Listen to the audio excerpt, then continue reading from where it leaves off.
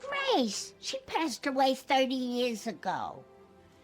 They want you to say grace. The blessing.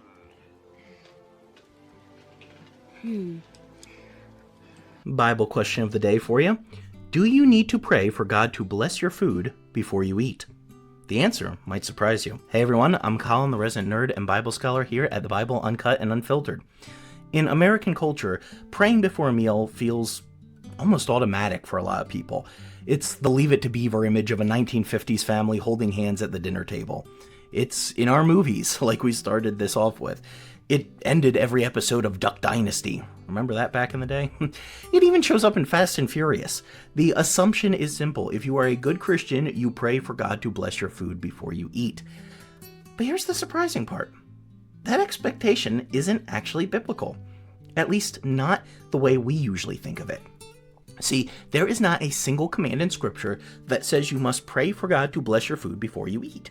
And here's why. In the ancient Jewish mindset of the Bible, food already is the blessing. Bible Project has talked about this before, and I love how they cover it. At its core, blessing is a wish for the fullest gifting of your deity to rest upon somebody else.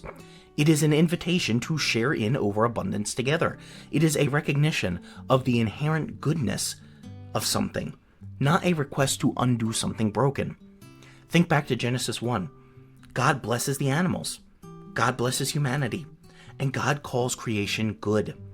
And since food comes directly from creation, it is already good. It is already blessed. You do not have to ask God to bless something that he has already called good. Now, I know some of you out there are thinking, what about Jesus blessing food, though? That is a very good question. So I want to look very briefly at the feeding of the 5,000 and the Last Supper, where that occurs. The feeding of the 5,000 is the only story recorded in all four Gospels, Matthew, Mark, Luke, and John, before we get to the events of the Last Supper and the crucifixion. Let me just read Matthew's version of it to you real fast, because Mark's is very similar.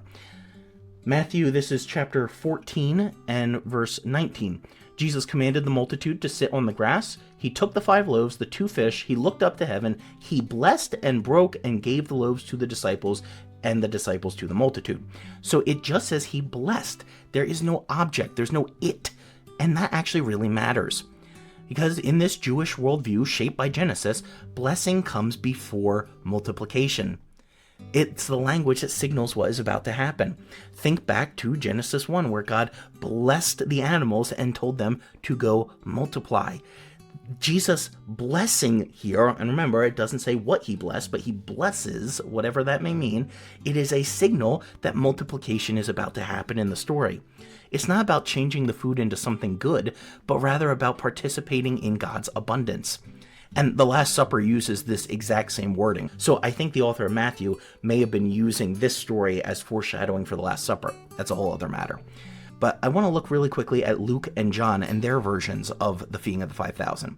Luke is the odd one out because he says that Jesus blessed them. And most people assume the them refers to the loaves. And grammatically, I will admit that is fully possible. But it's also just as possible that the them refers to the people. And that actually fits the broader arc of Scripture much better.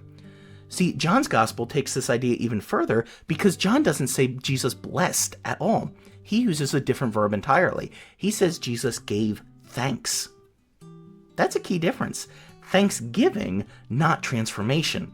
And I think it informs what Matthew, Mark, and Luke were talking about as well. So the pattern in Scripture is not to ask God to bless food as if you are taking something unholy and asking him to make it holy or safe or healthy or something like that. Rather, it is taking a pause and thanking him for the goodness that he has already provided. So I want to be clear, there is nothing wrong with praying before a meal if you find that meaningful. It is not unbiblical. But for many people, taking that time to pause and pray before a meal has become about asking God to make good what is somehow not already good. And that's not the point at all. The point is to take a pause, a break. It's to remember that the thing in front of you that is about to become part of you at a cellular level did not come solely from your own effort. You depend on the person who prepared it. They depend on the person who stocked it at the grocery store. They depend on the person who packaged it. They depend on the farmers, the laborers, the animals, the land, the weather, and ultimately all of that to the God who gives life. None of us is an island. So if praying before meals has started to feel restrictive, obligatory, or empty to you, know that it is not a requirement to be a good Christian. And it might even be healthy to take a break from it to rediscover what that pause is actually meant to do. But if you do find meaning in it, just remember this: you are not asking God to bless something that isn't already blessed. You are choosing to stop. To notice your interconnectedness with creation, humanity, and God. And that kind of pause is beautiful, whether it's out loud or silent, 30 seconds or 3. And if you like this kind of Bible study, we have dozens of full-length podcast episodes where we go in depth into popular Bible passages to see what they are actually all about. Hope to see you there.